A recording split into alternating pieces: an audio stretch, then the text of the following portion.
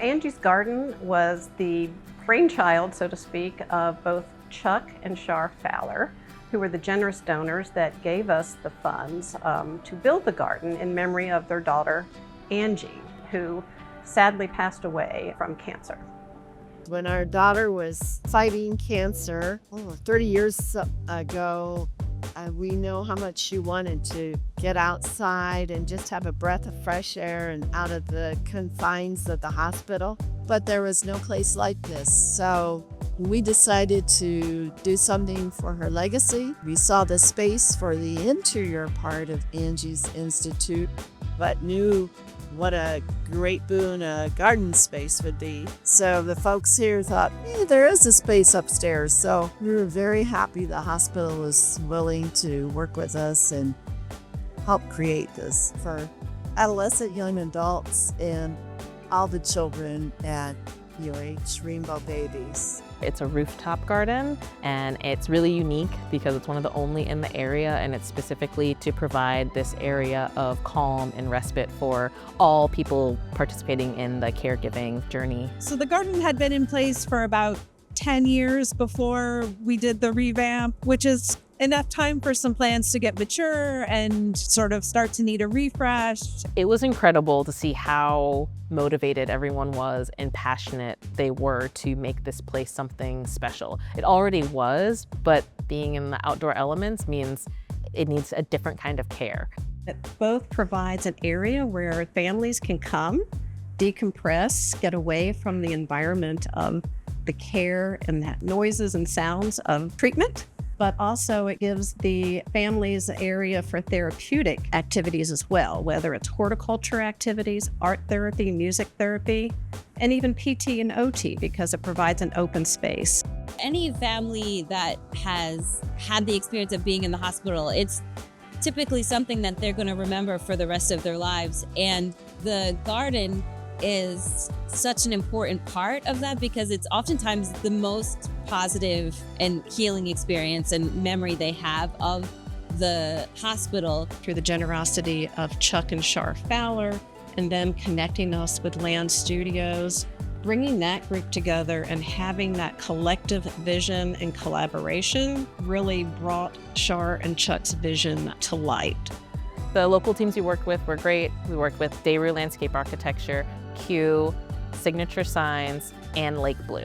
Working with Graphic Rewilding was great because they are specialists in working in urban spaces. So much of our work in public art is about bringing joy, bringing moments of rest, moments of peace to people anyway. So this feels like the kind of pinnacle of that idea, if you like. We thought it was really important to create a kind of eternal spring and eternal summer, which is our homage to Angie and Angie's family. Also to all the children and families who will be visiting up here. We've got a lot of species in the imagery. You know, we've got sunflowers, poppies, hummingbirds and bees and dragonflies, daffodils, irises. There's loads of plants for people to find. Every single inch of the artwork is different, so you could spend so much time out here. Every little corner is a completely different vista, a different flower, a different composition. There's an intention restoration that happens just naturally by being able to just look around, and your eyes can go where they want to go. You know, maybe it's a flower that attracts you, maybe it's a smell, maybe it's a pattern, maybe it's the color that helps to restore that cognitive capacity for focus. Just seeing the children being away from their hospital beds, being away from the noises and sounds of all of the activity that goes on in an inpatient unit, and seeing them being children, engaging with the therapist and just watching them in an environment that seemed completely normal and outside of the care and the treatment that they receive on a daily basis.